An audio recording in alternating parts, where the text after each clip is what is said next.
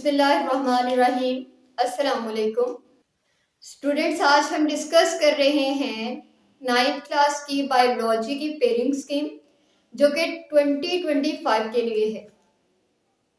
यानी कि वो बच्चे जो कि अभी 9th क्लास में पढ़ रहे हैं और जिनके एग्ज़ाम्स एक्सपेक्टेड है कि मार्च में हो जाएंगे, ये उन बच्चों के लिए पेयरिंग स्कीम है।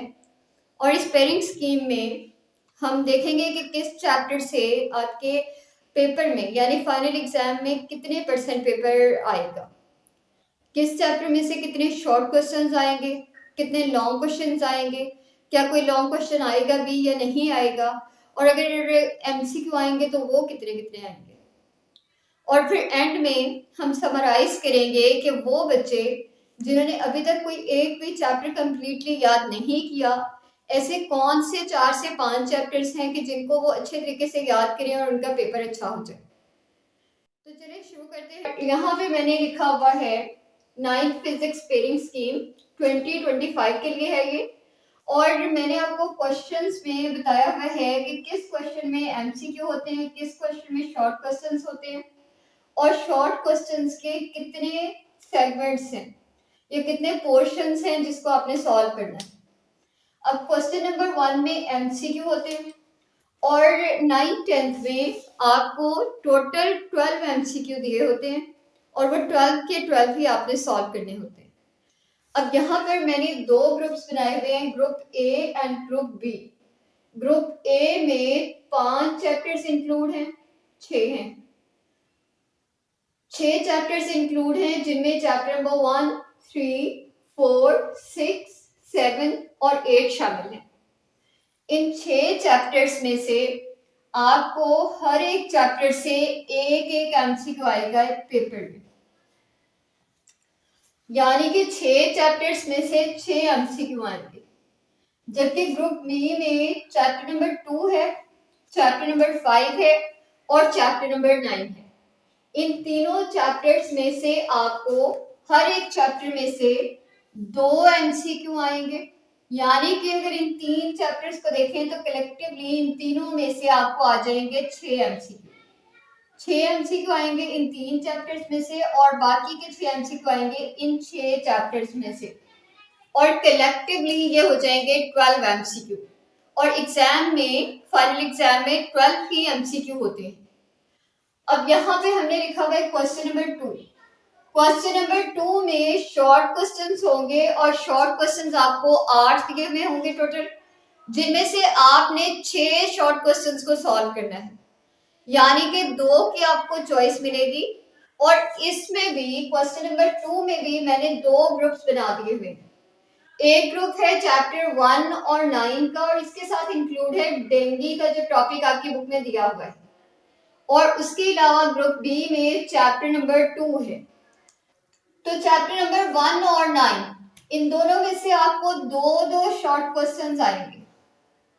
यानी कि चैप्टर नंबर 1 में से भी 2 शॉर्ट क्वेश्चन और चैप्टर नंबर 9 में से भी 2 शॉर्ट क्वेश्चंस, और ये मिलकर हो जाएंगे 4 शॉर्ट क्वेश्चंस।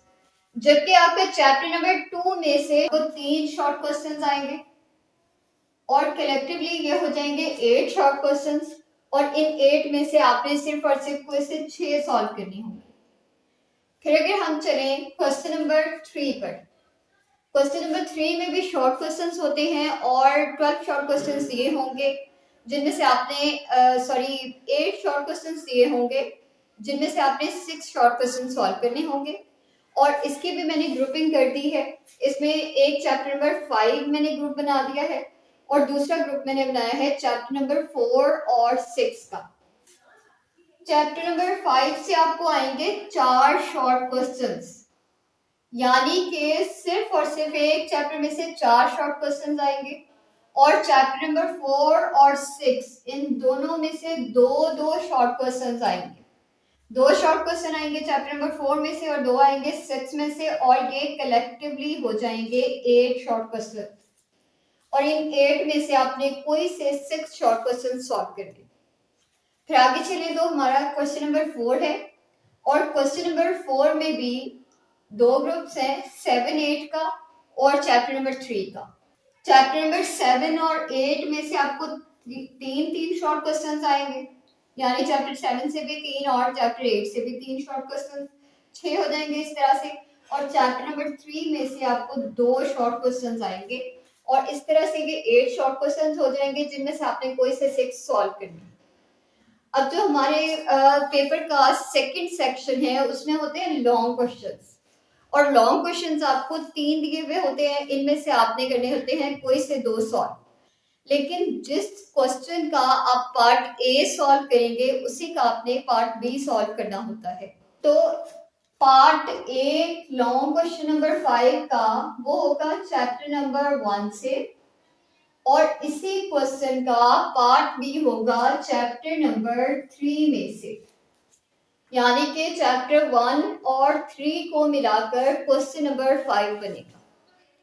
फिर क्वेश्चन नंबर 6 है, इसमें भी लॉन्ग क्वेश्चंस हैं और इसमें भी पार्ट ए और बी है, और इस क्वेश्चन का पार्ट ए ये होगा चैप्टर नंबर 4 में से, तो चैप्टर 4 से ए पार्ट आएगा आपको।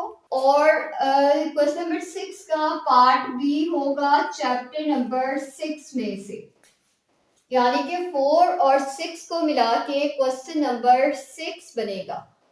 जबकि अगर हम क्वेश्चन नंबर 7 को देखना चाहें तो क्वेश्चन नंबर 7 होगा, इसका पार्ट ए होगा चैप्टर नंबर 7 से और इसका पार्ट बी होगा चैप्टर नंबर 8 में से, यानी कि 7 और 8 को मिलाकर एक पेयर बनेगा जो कि क्वेश्चन नंबर 7 का होगा, और इस तरह से आपका पेपर कंप्लीट हो जाएगा। अब अगर आप इस पेयरिंग को माइंड में रखते हुए तैयारी करते हैं, प्रिपरेशन करते हैं एग्जाम की, तो आप 60 आउट ऑफ 60 मार्क्स हासिल कर सकते हैं, आपके लिए कोई मुश्किल बात नहीं है। लेकिन वो बच्चे जिन्होंने अभी कुछ भी याद नहीं किया हुआ, तो उनके लिए समराइज किया है मैंने, और समराइज करके यहाँ लिखा हुआ है। देखिए, अगर आप सिर्फ और सिर्फ 4 चैप्टर्स को याद कर लेते हैं, तो जिनमें chapter number 4, chapter number 6, chapter number 7 और 8 ये 4 चैप्टर्स शामिल हैं, तो आपके 2 लॉन्ग क्वेश्चन जो कि आपकी रिक्वायरमेंट है वो सेटिस्फाई हो जाएगी। और इसी तरीके से इन चारों चैप्टर्स में से कुछ शॉर्ट क्वेश्चंस भी आएंगे आपको।